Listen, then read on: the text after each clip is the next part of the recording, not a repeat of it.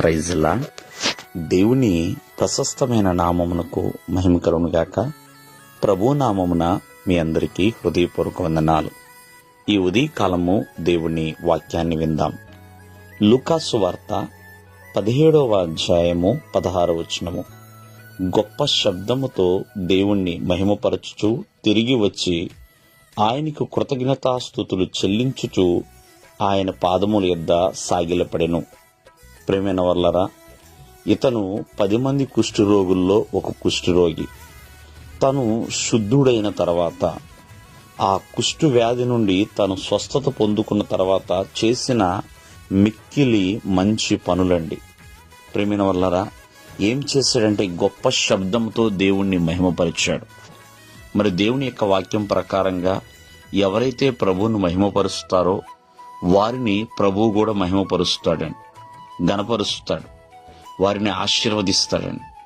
అంతేకాదు ఆయనకి కృతజ్ఞతాస్తుతులు చెల్లించాడు. ప్రేమైన వల్లరా, కావున మరి బైబిల్ గ్రంథంలో ఎడతెగక ఎల్లప్పుడూ కూడా కృతజ్ఞతాస్తుతులు చెల్లించుండని, ఏ మేలైతే తను పొందుకున్నాడో ఆ మేలును మర్చిపోలా. మరి ఆ మిగిలిన 9 మంది ప్రేమైన వల్లరా ప్రభు యొద్దకు తిరిగి రాలేదు.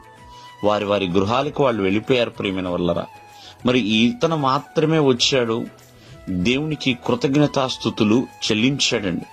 మేలు వెంబడి మేలు చూడాలన్నా, కృప వెంబడి కృప పొందుకోవాలన్నా ప్రభువుకి కృతజ్ఞతాస్తుతి చెల్లించాలి. అంతేకాకుండా దేవుని పాదముల ఎదుట సాగిలపడ్డాడండి.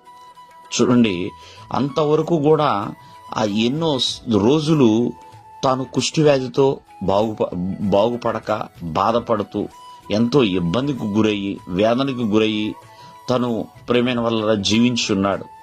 ఎప్పుడైతే ఆ ఒక్క రోజులో ఆ కుష్ఠవ్యాధి నుండి తను బాగుపడ్డాడో వెంటనే ప్రభువుకు లోబడ్డాడండి. ప్రభు ఎదుట మరి సాగిలు పడ్డాడంటే ప్రభు యొక్క అధికారానికి తనను ఒప్పుకున్నాడు, విధేయుడిగా మారాడు. ప్రేమైన వల్ల ఒకసారి ఆలోచించండి. కావున ఈ దినమందు మరి ఈ కుష్ఠి వ్యాధి కలిగిన ఈ రోగి ప్రేమైన వల్లరా, ఈ శుద్ధుడు ఎంతగానో దేవుని ఎదుట ఘనమైన కార్యములే చేశాడు. మరి ఇతను సమరయుడే అయినా సరే దేవుని పట్ల గొప్ప కార్యములే చేశాడు. సాగిలపడ్డాడు, కృతజ్ఞతాస్తుతులు చెల్లించాడు, ప్రభువుని మహిమపరిచాడు. కావున ఈ దినమందు ఆలోచించండి.